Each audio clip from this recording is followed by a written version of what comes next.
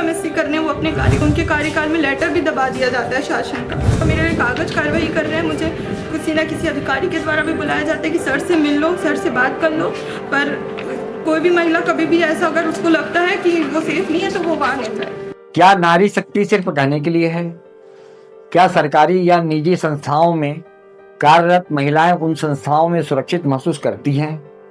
क्या सरकारी या निजी संस्थाओं में कार्यरत महिलाएं कार्यरत पुरुषों की निजी संपत्ति है जिन्हें वे जैसा चाहें वैसा इस्तेमाल करने की हिमाकत करते हैं? पुरुष अधिकारी द्वारा कार्यरत महिला को अपने निजी आवास में बुलाने और इनकार करने पर क्या वह सजा की पात्र हो जाती है? जैसे ज्वलंत सवालों का जवाब आखिर कौन देगा? यक्ष प्रश्न है।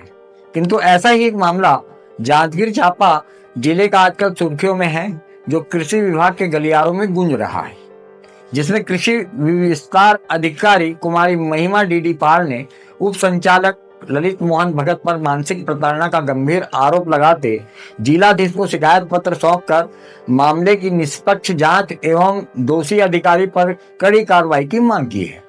कृषि विस्तार अधिकारी महिमा पाल का कहना है कि उप संचालक ललित मोहन भगत अपने पद का दुरुपयोग करते लगातार मुझे प्रताड़ित करते आए हैं।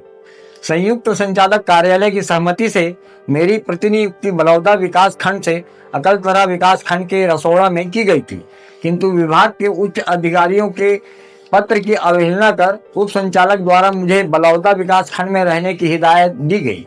साथ ही मेरा वेतन भी रोक दिया गया। कारण पूछने पर मुझे अपने आवास में आने कहा गया, जिसे मैंने अस्वीकार कर दिया, जिससे वह और भी भड़क उठे। उनकी प्रताड़ना से त्रस्त होकर मैंने इसकी शिकायत जिलाधीश से की थी। परिणाम स्वरूप मेरा वेतन तो मुझे मिला, किंतु उप संचालक भगत की प्रताड़ना कम नहीं हुई। उक्त अधिकारी के खिलाफ मैंने अपने संगठन में भी शिकायत की, किंतु उप संचालक के प्रभाव से संगठन भी लाचार है। अंत में मजबूर होकर इसकी शिकायत जिलाधीश जांजगीर चांपा एवं छत्तीसगढ़ राज्य महिला आयोग घड़ी चौक रायपुर में कर उक्त अधिकारी के खिलाफ कड़ी कार्रवाई की मांग की है। सवाल उठता है कि क्या महिमा को न्याय मिलेगा? उप संचालक भगत पर कार्रवाई होगी या सिर्फ नसीहत देकर पुनः प्रताड़ना करने छोड़ दिया जाएगा?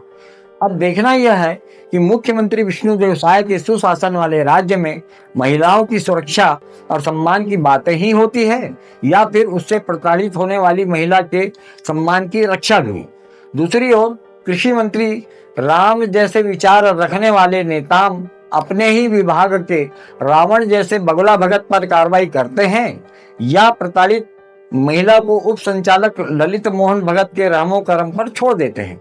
समय के गर्भ में शिकायत थी कि मेरा जब से ललित मोहन सर यहाँ पे अपदस्थ हुए हैं, तो उनका पहले भी ऐसा मैटर रहा है। जब मेरा ज्वाइनिंग था 2018 में, तो मुझे सीमी क्षेत्र उन्हीं के द्वारा दिया गया था। वो बहुत विवादित क्षेत्र है और मैंने अपनी मम्मी के साथ कई बार जाके उनसे रिक्वेस्ट करी कि मेरे को वहां से हटा दे, क्योंकि वहां कोई मेल पर्सन भी काम नहीं कर पाता है।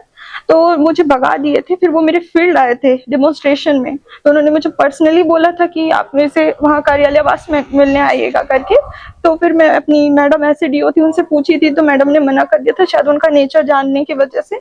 फिर मैं अपना क्या बोलना चाहिए नहीं जाती थी, बलौदा में कार्यरत थी और वहीं पे ही कर रही थी। पर मेरा एमएससी का काम था, तो वो उसके लिए मैं जब डीडीओ ऑफिस गई थी, तो उन्होंने कैमरे में देख करके एक दिन का मेरा वेतन रोकने का भी आदेश निकाला था, जिसके डर से फिर जब तक उनका कार्यकाल था तब तक कि मैं जांजगीर ऑफिस नहीं गई। और जब से अभी 2024 से सितंबर से वो आए हैं, तो जिस दिन उन्होंने पहली बैठक ली थी, उसी दिन उन्होंने मुझे सबके सामने बोला था कि इसका अटैचमेंट, इसको तो मैंने वहां पर करा था, ये यहाँ कैसे आ गई, इसका अटैचमेंट को समाप्त करूंगा करके।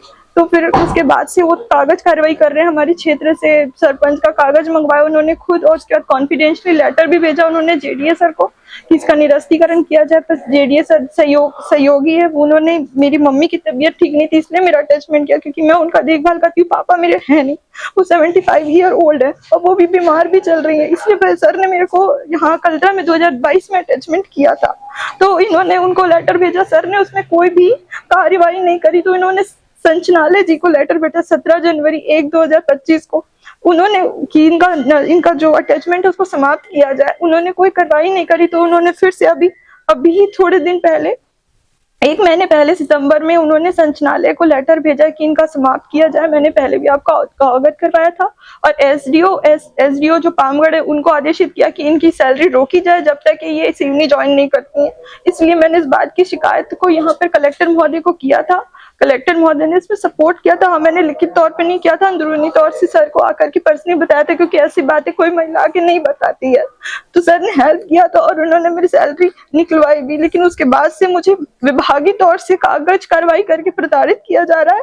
और न्यूज चैनल वालों से फोन करवा करके, जैसे चंकी तिवारी जी हैं, उनके थ्रू फोन करवा के गलत न्यूज छपवाई जा रही है। इवन जेडीएस सर के बारे में भी छपवाई जा रही है। इससे मैं बहुत परेशान हो गया। सर को लिखित में करने आई हूँ और इससे पहले मैंने महिला आयोग में भी दिया है और एपीसी मैडम के पास भी दिया है और अल्पसंख्यक विभाग है वहाँ पे भी दिया है।